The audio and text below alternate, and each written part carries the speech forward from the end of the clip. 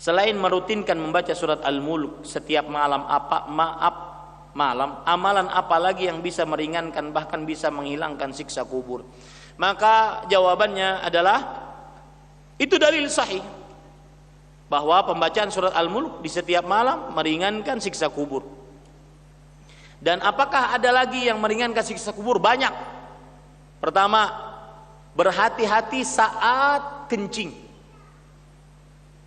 agar beristinja dengan benar saat kencing. Dan yang kedua, lisannya dijaga, jangan sampai mengadu domba. Mengadu domba pengertiannya adalah memindahkan perkataan seseorang kepada orang lain untuk menghancurkan hubungan antara seseorang dengan orang lain ini. Itu namanya mengadu domba. Nabi Muhammad SAW bersabda, beliau melewati 2 kuburan. Kemudian beliau meletakkan 2 pelepah kurma di atas kuburan tersebut. 2 kuburan tersebut. Kemudian beliau mengatakan, innahuma la yu'adzaban wa ma yu'adzabani fi kabir. Sesungguhnya 2 orang yang sedang dikubur ini benar-benar sedang disiksa.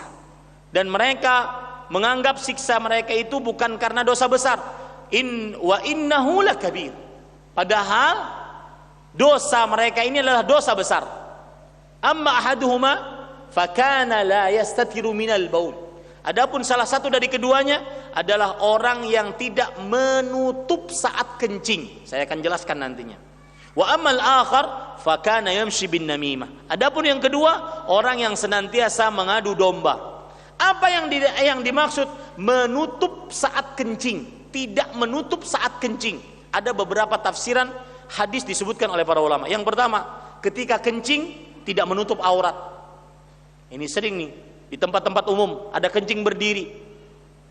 Ya, saking asiknya kencing berdiri pantatnya kelihatan. Ini termasuk di dalamnya. Tidak menutup aurat. Yang kedua, tidak menutup najis. Artinya ketika dia kencing, air kencingnya terciprat ke sana kemari. Dia tidak perhatian.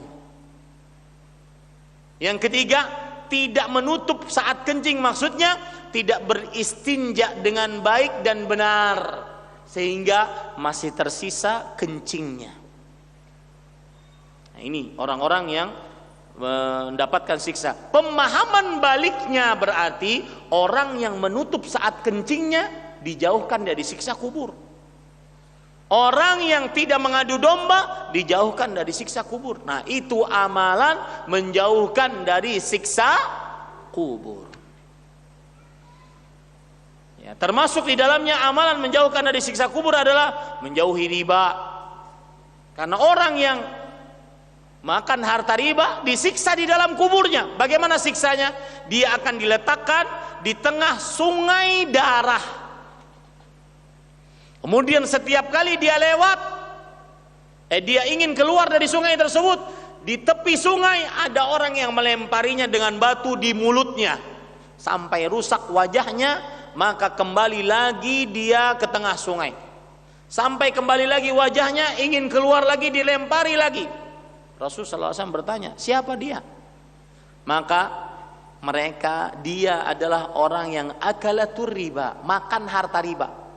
Dan makan harta riba ini 2, yang memberi hutangan, rentenir, dan yang berhutang. Dua-duanya sama. Saya bertanya, masih banyak rentenir di sini? Masih banyak rentenir tidak? Di tengah kaum muslimin masih banyak rentenir tidak? Masih. Nah, ini para ikhwan yang dirahmati Allah. Termasuk di dalamnya juga berarti pemahaman baliknya adalah siapa yang menjauhi makan harta riba, maka dia lepas dari siksa kubur. Dan masih banyak amalan-amalan lain, Allahu a'lam.